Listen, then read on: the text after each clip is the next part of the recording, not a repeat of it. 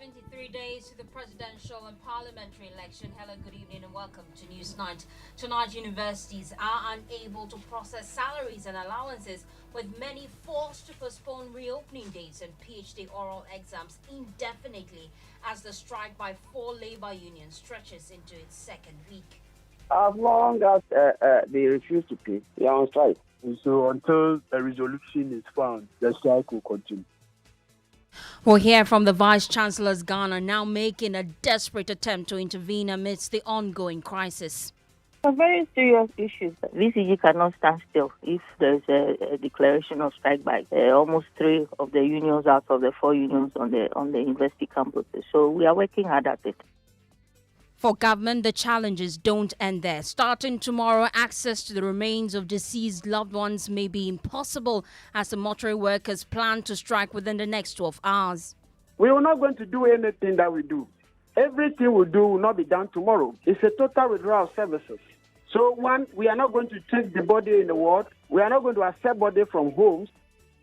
We'll take you to Parliament, where the minority claims load shedding is back, as its spokesperson on energy says there's currently a deficit of more than 500 megawatts. It is obvious from what is happening that the Akufo-Addo Bawumia government is just giving palliative care to the energy sector, intending to hand over a broken, dilapidated, aging energy sector to the Mahama administration. We'll hear from him as he sounds the alarm bells on some contracts signed by Ghana Gas Company Limited, which he says must come to Parliament for approval.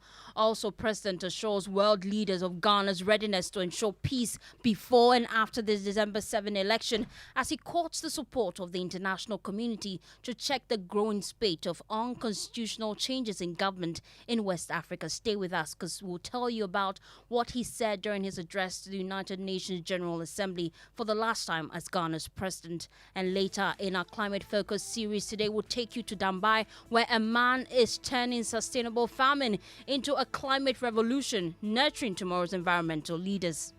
Our main objective is to provide a space where farmers can come and learn about regenerative agriculture, and a place to gather also the youth, empower them on agriculture skills as well as to become a nature activist. The LPG shortage hits part of Accra due to what industry players describe as supply issues with Tema Oil Refinery. And in sports, we hear from former Black Stars captain Stephen Appiah, who is advocating inclusion of more local-based players in the Black Stars to help develop the local league. All this coming up within the next 60 minutes. My name is Faustina Safan. I'm doing this with Evans Benson. Want to stay with us with your views and comments. 2055-1111-997. Details after this. And so live here on Joy 99.7 FM. This is News Night, and let's start with the unrest on the labor front, shall we? Indeed. Tonight, university administrators across the country are worried because university administration across the country has been brought to its knees. Universities are unable to process salaries and allowances, with many forced to postpone reopening dates and PhD oral exams indefinitely as the strike by 4 labor unions stretches into its second week. Evans, the unions include the Senior Staff Association of the Universities of Ghana, the Ghana Association of Universities Administrators, the Teachers and Educational Workers Union, and the Federation of Universities Senior Staff Association of Ghana.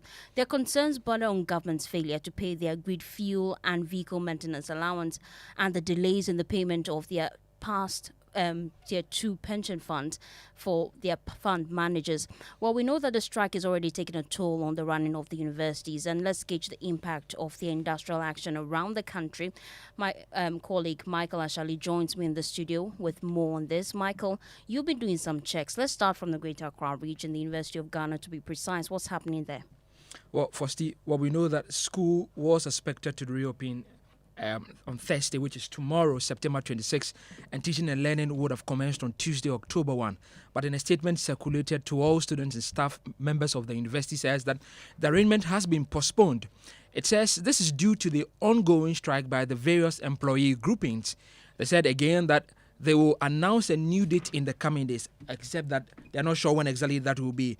We'll also understand that the University of Ghana was planning to hold some activities, including Wear UG Day, but currently as it stands, we're unsure whether that will happen because they expected students to be on campus for it to be successful. Michael, let's go to the Central Region. We understand that the University of Education, Winneba, has also been forced to make similar decisions. Tell us more. Yes, Fosti. So in a social media post, the university said that they regret to inform the public that due to the nationwide indefinite strike by university administrative unions in Ghana, coupled with staff proceeding on compulsory leave at the university, all administrative operations have currently been temporarily suspended. Now, let's take you to Kumasi. What's happening there? So the Akintin Apia Menkan University of Skills Training and Entrepreneurial Development in Kumasi, it says that the PhD students may have to wait a bit longer before they can graduate. We understand that the graduate school has been forced to postpone PhD oral examination. It doesn't appear that a new date will be announced anytime soon. For some students, this may not entirely be bad news for them. It gives them some more time to prepare for their exams. At the University of Energy and Natural Resources, we know that staff may not be paid by the end of the month. Why?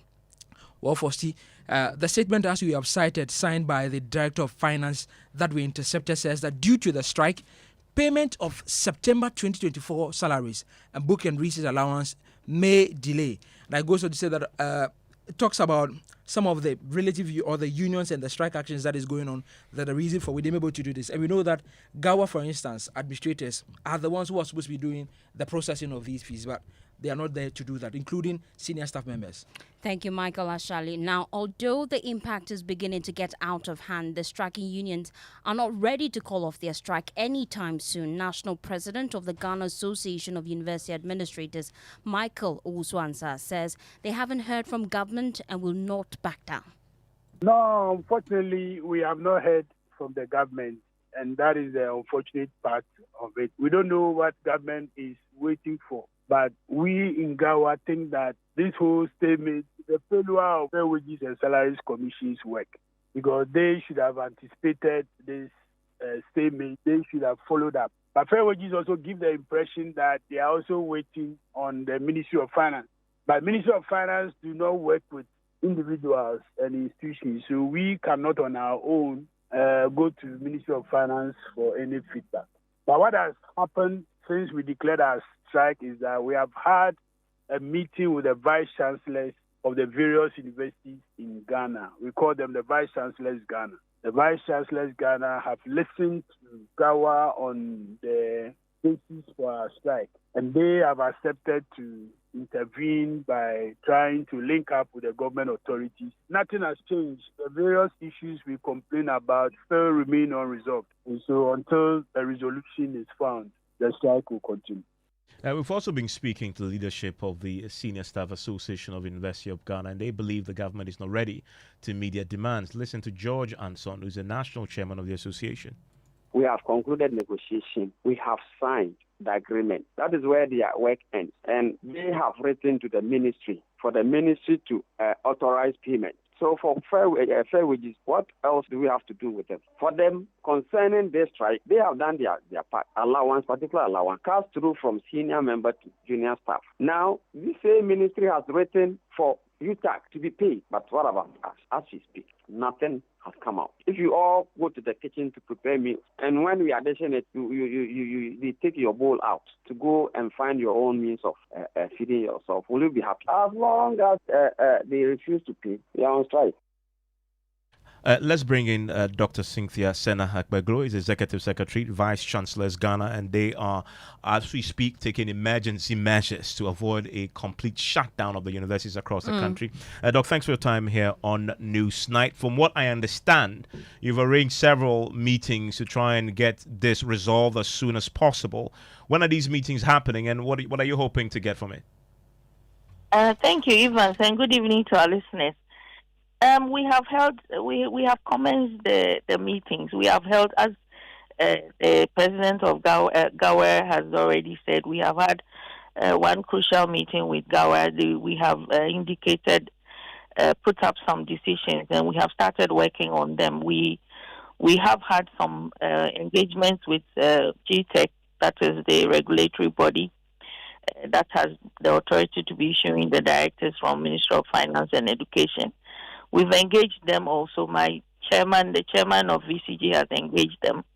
Unfortunately, many of these officers are out of town. We expect that they'll be back on Sunday and we hold some emergency meetings. But in the meantime, we are speaking behind the scenes. We are, on calls day in and day out since the strike was declared. So we have scheduled to meet with the Minister of Education.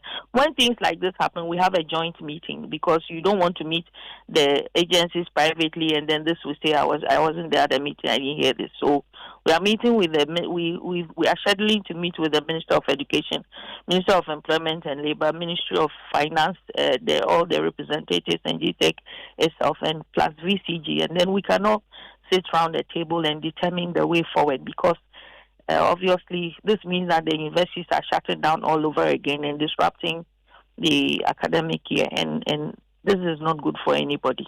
Is it that bad, though, that if this is not resolved as soon as possible, you'll be forced to shut down the universities? It is bad, Evans. It is bad. The academic year, if you followed since COVID, it has been disrupted in a very big way. Instead of students coming back in August, now they come back all the way in January, and that also shortens the teaching and learning period.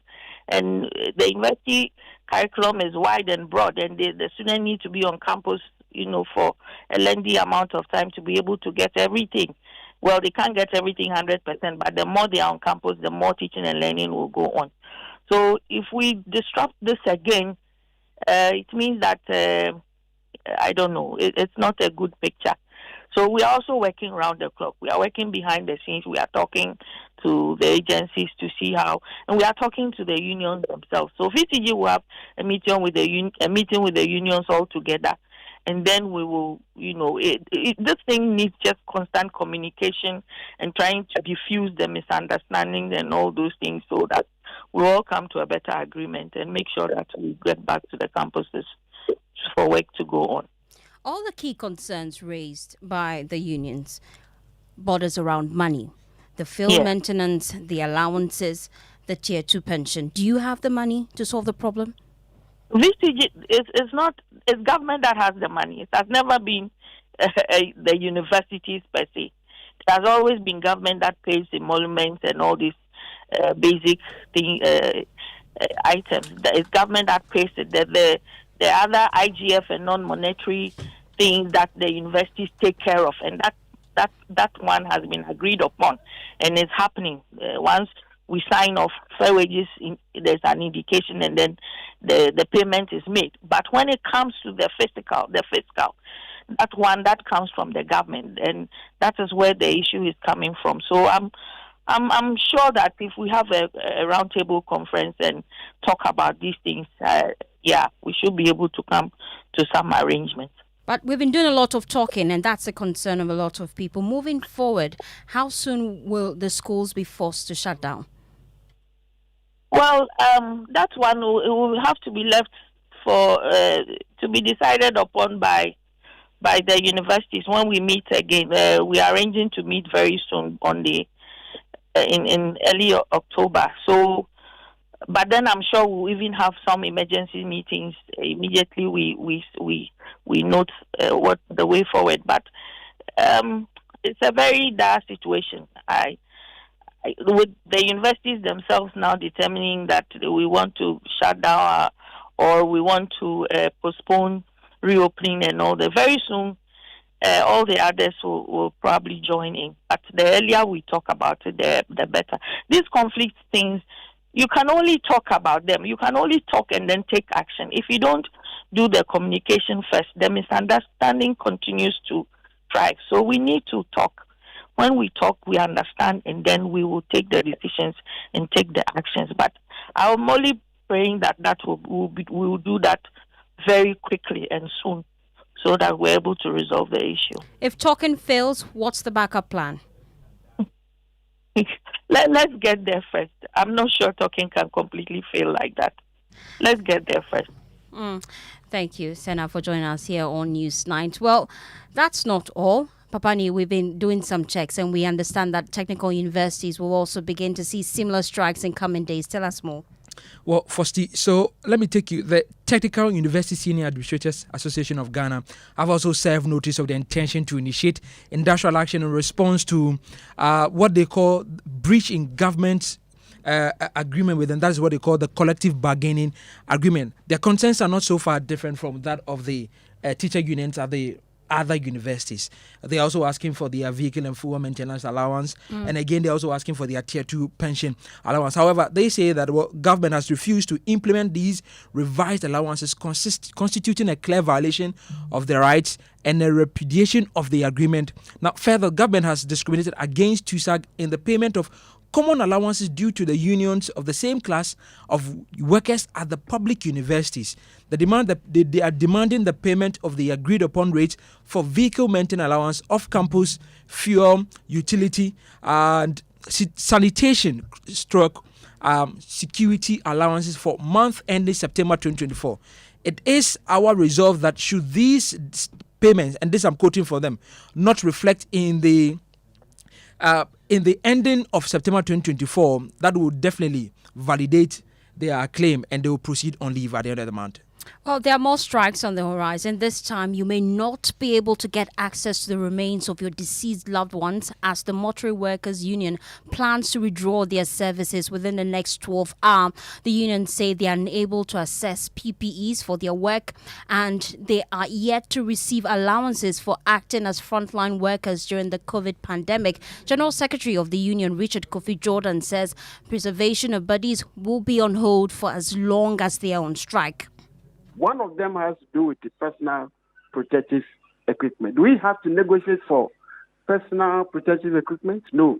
It has to be provided. Number one has to do with some salary arrests that's dated back 2020, which has not been fulfilled even though promises were given. The third one has to do with some 500 financial clearance, which we are hoping that government can issue for us to employ people and recruit people. Unfortunately, on our side, mortuary workers were exempted. We were told that those on the front line, somebody who is an accountant who works in an office with a tie and coat, blowing an air condition, becomes front line. And those who are actually working for the past 4 years, we have followed up on this, but there's no results. Where we have gotten to now is that tomorrow, God willing, if we are all alive, all mortuary workers in the Republic of this country, of Ghana, shall lay down their tools. We are not going to do anything that we do. Everything we do will not be done tomorrow. It's a total withdrawal of services. So one, we are not going to take the body in the ward. We are not going to accept body from homes. Even under any circumstance, whether emergency or that, we are not going to attend. We are not going to be there to take care of anybody. We are not going to discharge bodies to their owners. And we are not also going to do any embalming or post-mortem at the morgue. Nothing is going to happen. We are going to close our doors, watching and monitoring and waiting for the General Secretary to tell them to either go back to work or start work. While the Public Sector Workers Union has issued a 6-day ultimatum to government to heed to the demands of the striking staff of the National Commission for Civic Education over stalled negotiation on their poor working condition, the union has now thrown its weight behind NCCE. Deputy General Secretary of the union, John Sampa, says they will lay down their tools if the ultimatum expires. Well, they are saying that negotiation has not stalled and we have called industrial action. Our point is not about negotiation has not stalled. Our point is the fact that for almost 2 years that we started negotiation, we have not completed and we cannot continue to do so. And that is why we have taken the industrial action. If we are unable to resolve the issues by 30th, then obviously the 46th public sector institution will join the NCC and embark on industrial action. We completely disagree with the Fair Wages and Salaries Commission on the fact that we have gone on strike without exhausting the process. We can never go on ending negotiation forever. And therefore, we think that the staff got to their elastic limits and we could no longer control the workers. It is out of frustrations. It is out of poor working conditions. It is out of discrimination against them. That is why they embark on the action. As a mother union, although we persuaded them to wait, they could not listen to us. and they went on the industrial action. We support it because they are members. And we are looking forward to resolve the whole issue, including NCC and the other institutions. If we are unable to do that by 30th September, we have already given notice of industrial action. Well, let's take you now to Parliament, and we'll be doing a lot for Parliament shortly. But then, Evans, we're just receiving some breaking news. Story we're learning about that in the last few minutes. The managing director of ECG, the electricity company of Ghana, Samuel Dubik Mahama, has resigned as the head of that institution. In the last few minutes, we're learning this, and people around him have confirmed, himself has done so to me, that he had stepped down for personal reasons. And this is coming at a time when we know that the ECGs had issues with the PULC on the cash waterfall mechanisms, but also with the IPPs, the independent power producers, on this matter. It's been a running issue. This year we saw it got to a head, actually, at a point when accusations and counter-accusations started flying between the regulator, the PULC, and the ECG about the management of the cash waterfall mechanisms. He himself was personally accused of pretending over the mismanagement of the cash waterfall mechanisms, which in essence is a pool that was created where all the monies made in the power sector value chain goes into this particular mechanism, and then the ECG, because the ECGs at the end where they bill all of us and take the money and then distribute it to all players in that value chain. It appears that that hasn't worked over the period. We have seen recently, just last week, the concerns raised by the PULC in letters to both the presidency but also to the energy ministry, raising concerns about failure of the ECG to comply with the cash waterfall mechanism arrangement for May, June, July, and August.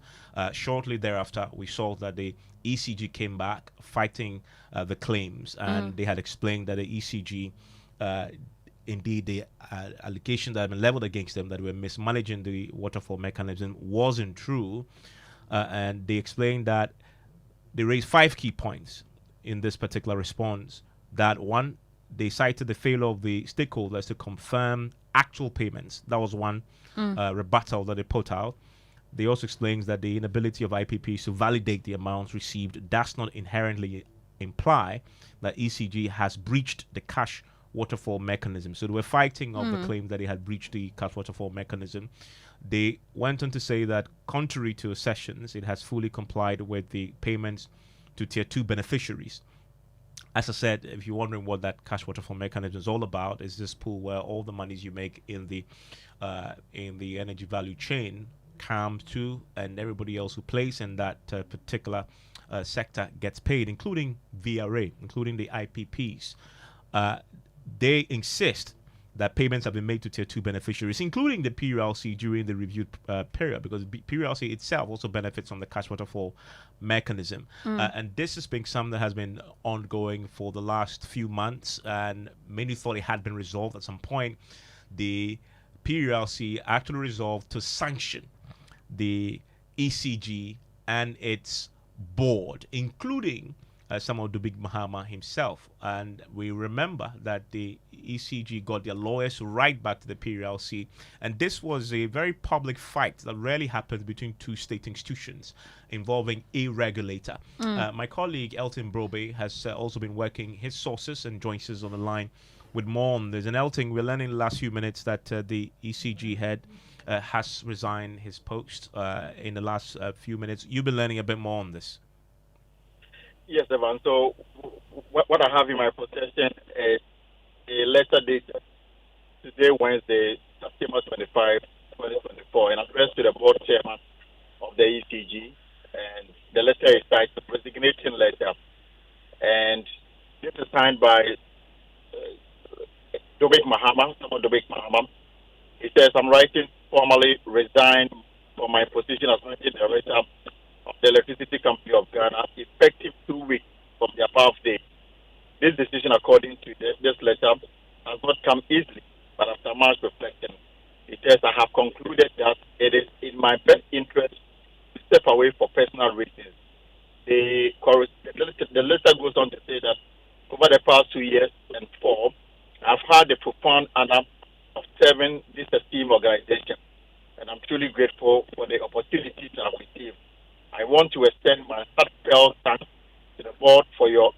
unwavering support and guidance throughout my tenure.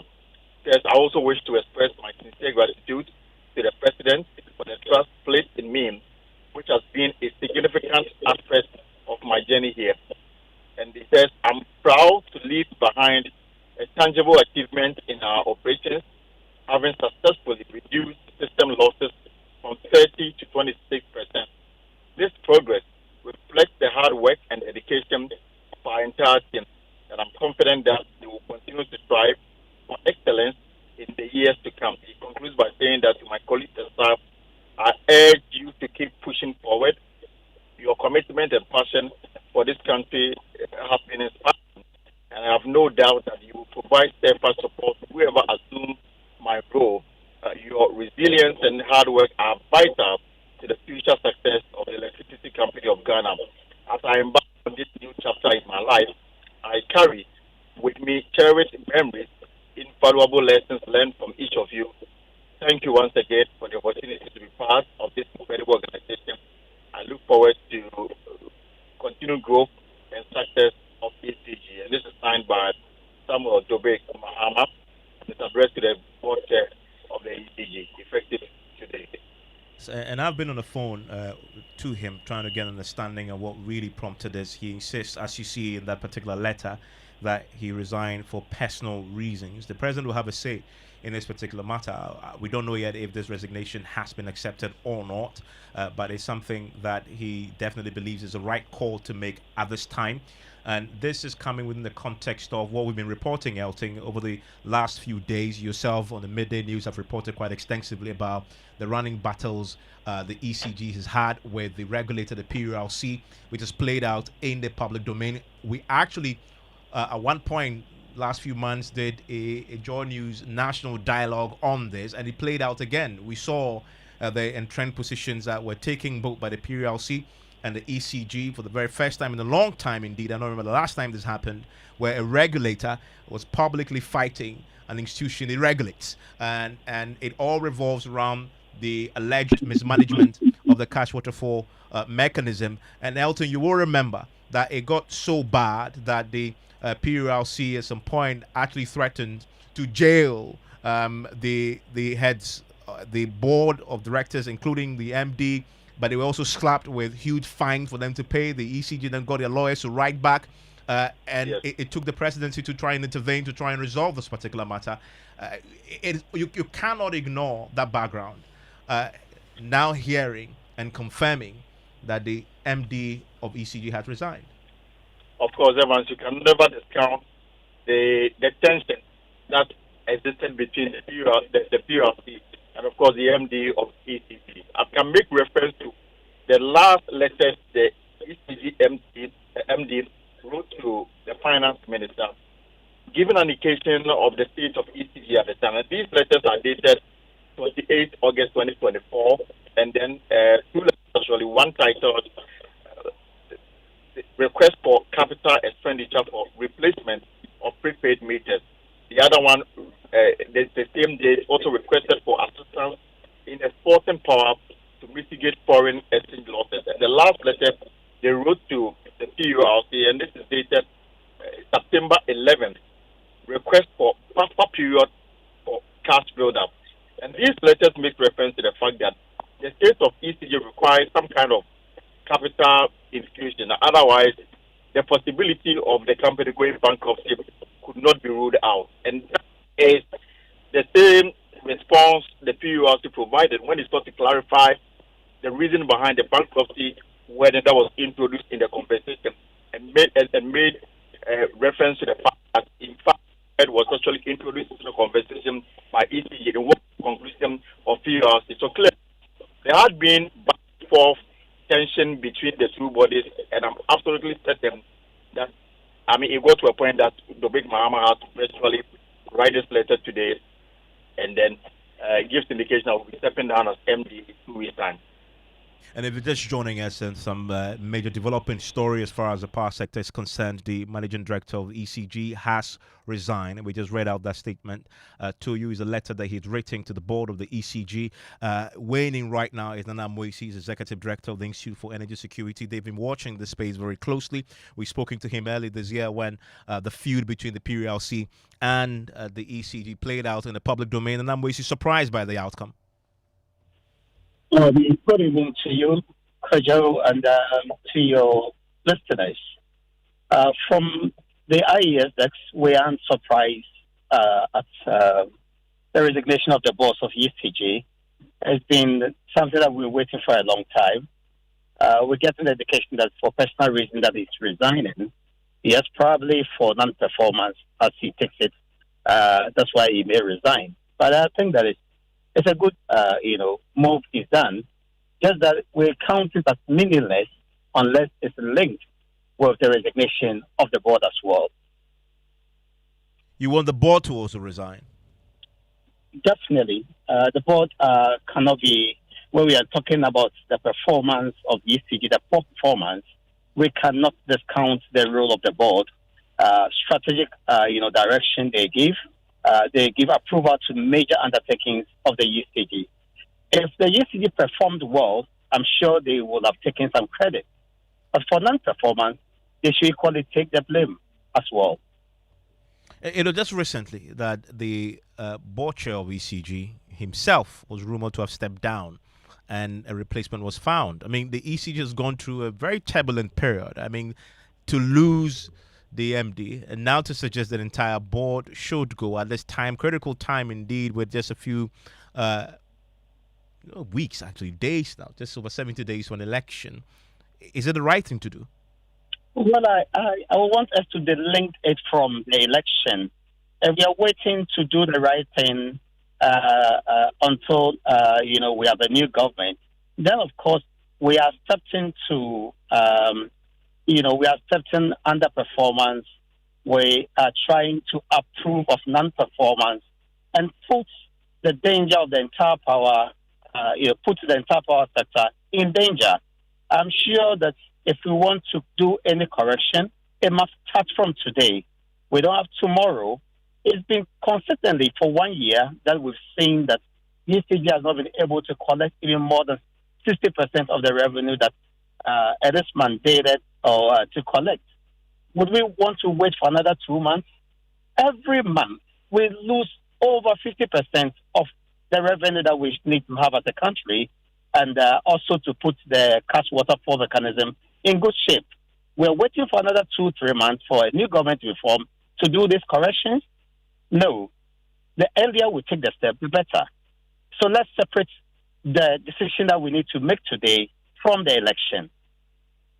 And you've made the point about the board resigning, but remember that the context, Dubik Mahama, as we know, has said in the letter to the board that he is resigning for personal reasons. But we've seen this very public fight between himself, the ECG, and the PULC.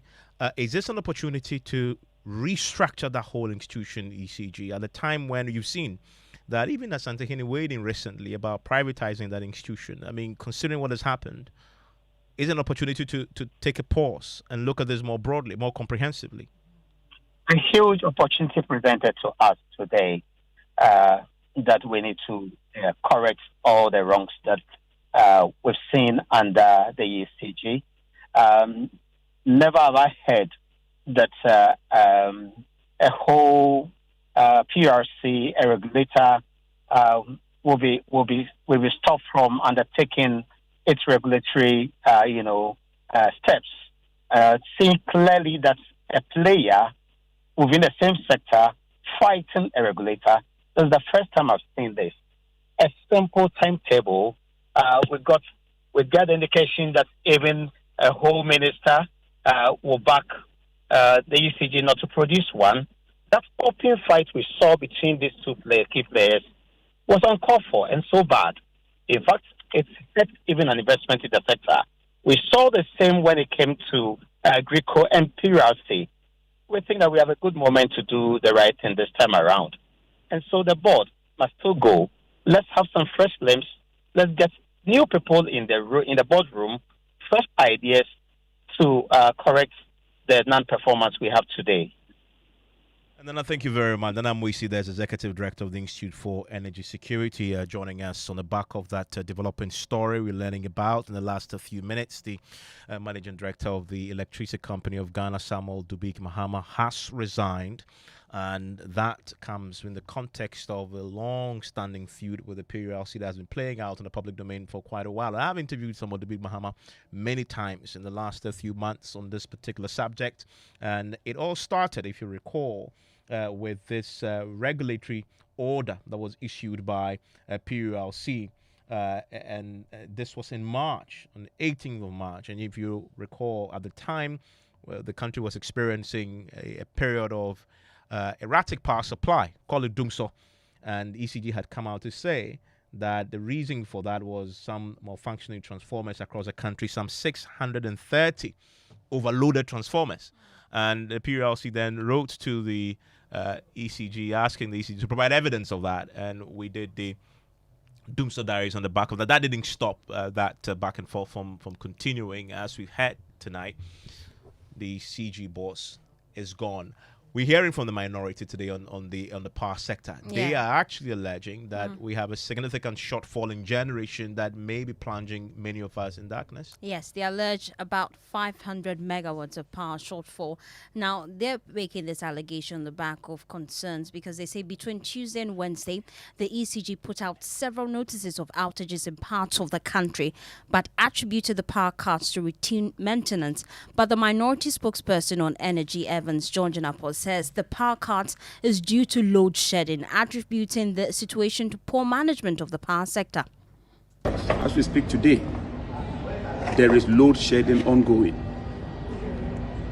Gridco has been cautioned not to inform customers. Yesterday, there was a deficit of more than 500 megawatts. Today, they are going to shed load, and customers in Ghana will be affected. Talo Ghana has not been paid even $1 for the past 9 months for gas supply to Ghana Gas.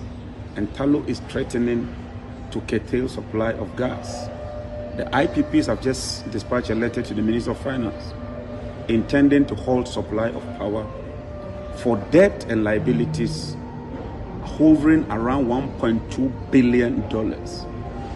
It is sad that the energy sector is collapsing. The PURC recently confirmed that ECG is on the verge of bankruptcy. ECG alone incurred a debt of 10 billion cedis in their latest financial statement. All is not well with the energy sector.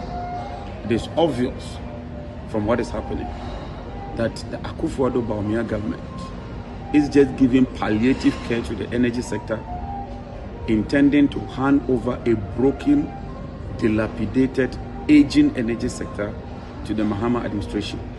We are well aware that it will take a lot of work, a lot of effort, a lot of commitment to restore the energy sector back on the path of positive trajectory.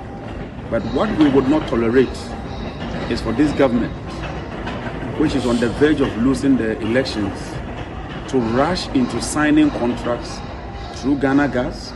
A similar one is being done at Tema Oil Refinery. And let me also caution Tema Oil Refinery and their staff, especially the senior management, that the opacity that is characterizing the award or sale of the Tema Oil Refinery will also not be countenanced. Well, it's time now for business, and George Riafi joins me in the studio. George, what should we expect? Well, we'll be expecting to be getting you more details about some shortage of LPG that has hit the market, and we'll be getting you more details on that one as well. And all regional airlines operating out of the Kotoka International Airport to be moved to Terminal 2.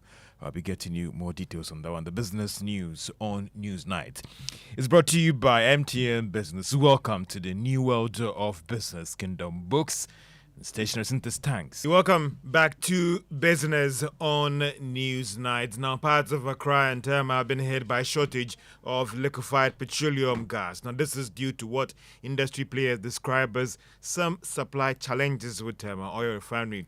Vice President of the LPG Market Association, Gabriel Kumi, tells Joy Business the Tema Oil Refinery must move to deal with the situation now.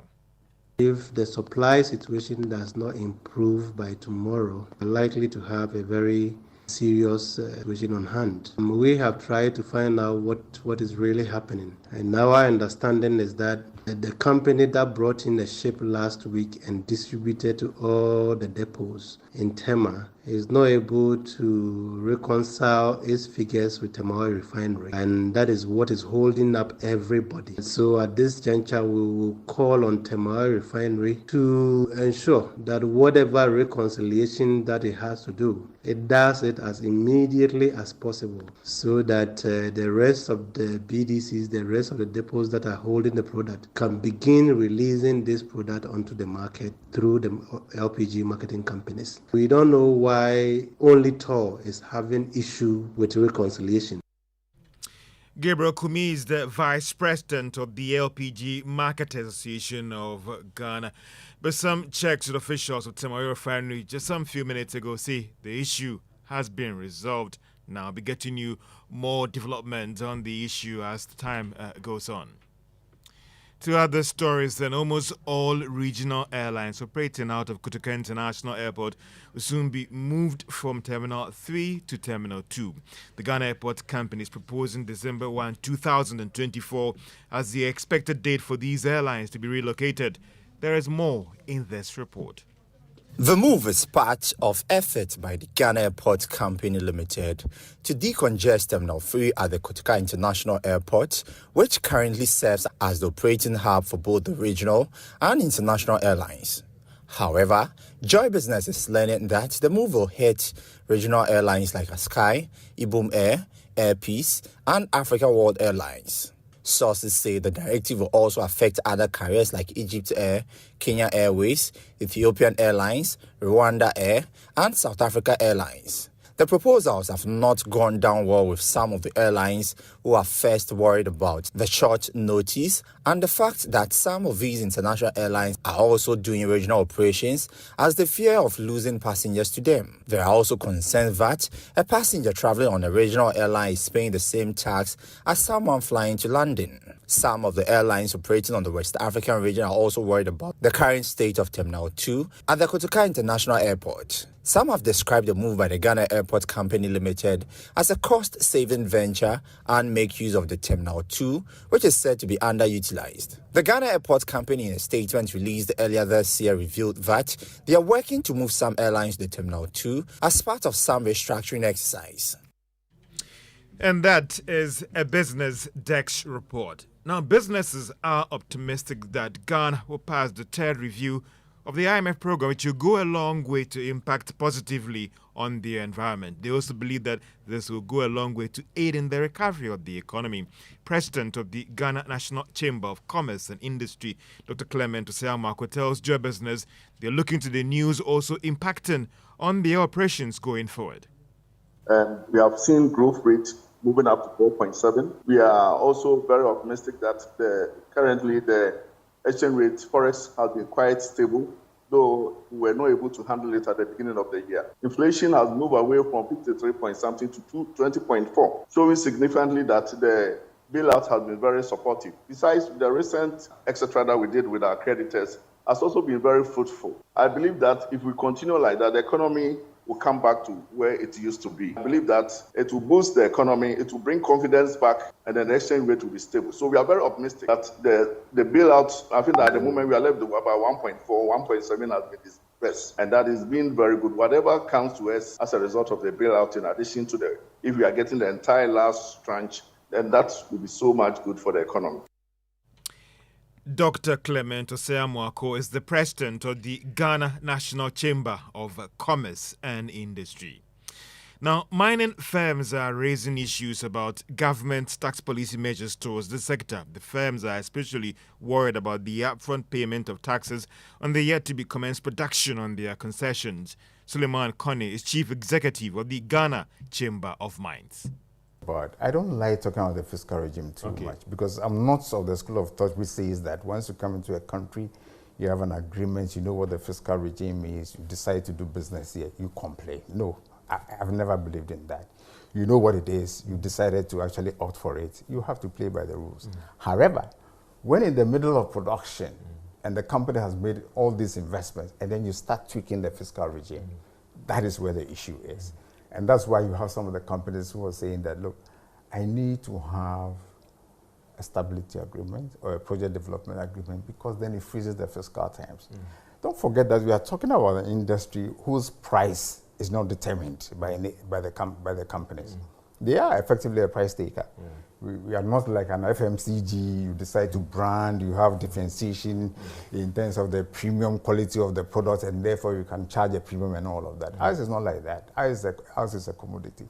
So you have an area which you need to manage to be viable and that is your cost. So if you have a situation where governments upfront decide that, look, I'm going to take so much. Suleiman Kone is the Chief Executive of the Ghana Chamber of Mines. To some market news, a Culture Development Bank is said to have raised about 1.5 billion Ghana cedis through rights issue. Not this was contained in a circular to investors on the Ghana Stock Exchange. This has resulted in some 1.3 billion shares listed on the Ghana Stock Exchange. If you have invested on the market from January to now, you've gotten more than 40% return on the market, which is better than other investment instruments on the market as we speak right now.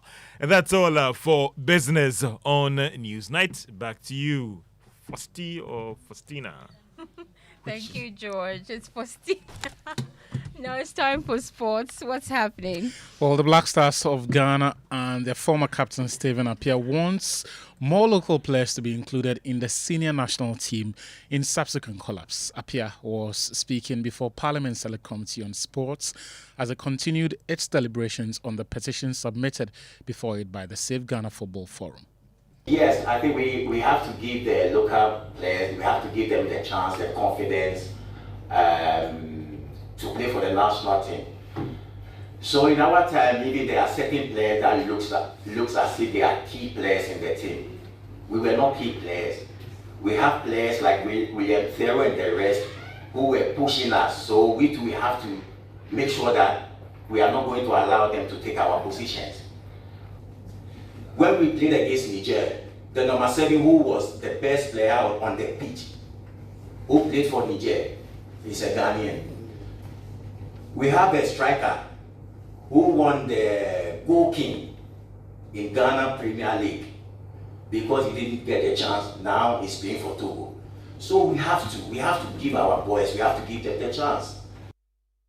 Thank you, Achu Tamako, for bringing us sports. Now let's do some other stories. A man in Dambai has founded Dream Village, a sustainable farming and training center to nurture the next generation of climate activists. Located near the Oti River, it uses eco-friendly housing, solar power, and rainwater harvesting. Over 2 years, the village will train local farmers and environmentalists in regenerative agriculture, promoting safe food production and environmental stewardship. On our climate focus series today, Mahmoud Mohammed Nuruddin examines how these initiatives support climate change mitigation. My name is Clement Matomas and I'm the founder of Dream Village, Ghana. Our main objective is to provide a space where people can come and dream. Farmers can come and learn about regenerative agriculture. And Clement Matomasin is overseeing the village garden while other workers engage in various tasks to maintain productivity. Structures at the village are from mud-based construction materials such as earth and thatch, which are cost-effective and can sequester carbon dioxide. The round huts help harness energy within the housing system so that at least positive energy will keep staying within the housing. It helps to sustain it instead of burning the bushes. We have the thatch that is being harvested to roof the houses. According to Clement, the Dream Village firmly believes in the transformative potential of regenerative agriculture to empower the upcoming generation of farmers. When we go into a community, as part of what we do is providing training. We notice that more and more young people are drifting away from farming because right from young age we are made to believe that farming is hard labor, farming is for the poor. Experts warn that rising temperatures and the effect of climate change are disproportionately affecting vulnerable populations worldwide, including those in Ghana. Climate Focus is brought to you by Joy News in partnership with Youth Bridge Foundation, bridging gaps for positive youth development, and the Climate Development Knowledge Network. Time now for fact-checking. Today we're focusing on some recent claims made by the Majority Leader and Member of Parliament for Ifutu, Alexander Fayomake, on the selection of Dr. Bawumia as a flag bearer of the governing New Patriotic Party. Here's head of our research desk, Raymond Akwa, with more. Alexander Fayomake said NPP is the first party ever since independence to give a Muslim the opportunity to be a flag bearer. For the first time since 1957, when this country attained independence, it has taken the MPP as the first party ever to give a Muslim an opportunity to be a flag bearer in the politics of the country. Now, the claim that the governing party is the first party since independence to give a Muslim the opportunity to be a flag bearer in the politics of this country is completely false. Ahead of the 1979 general elections, the political party called Social Democratic Front, SDF, made a Muslim, Ibrahim Mahama, its presidential candidate with Mausi Dake as his running mate. Now, the SDF actually won 3 constituencies in the northern region. Again, we all know that Hassan Yarega, a Muslim, was elected flag bearer in 2011 by the PNC to contest the presidential election in 2012. Of course, he received 0.22% in the vote in that year. Well, that's it for News 9. For more news, please log on to myjournline.com. My name is Christina Safu, and I've been doing this with... My name is Evans Mensah. Up next is Strong and Sassy. And Inimwani Mado is here with the girls. What are you talking about tonight? Hi, how are you? I'm doing great. So, I've been talking about abuse for the past 2 weeks. So I thought I was done, right? And then during the week, I got a very long text message from a lady sharing her story and saying that, for her, in her life and what she's seen, with her parents, if her husband is not beating her, then he doesn't love her. You found one like that? I didn't find. They found me. Oh, and so it was funny because you know how the universe works. Once one person comes forward, then you're hit with a lot of different stories of women who feel, that the passion and the rage and the abuse is love, and all of that is love. So today we're going to talk about that. Are you talking to one of them?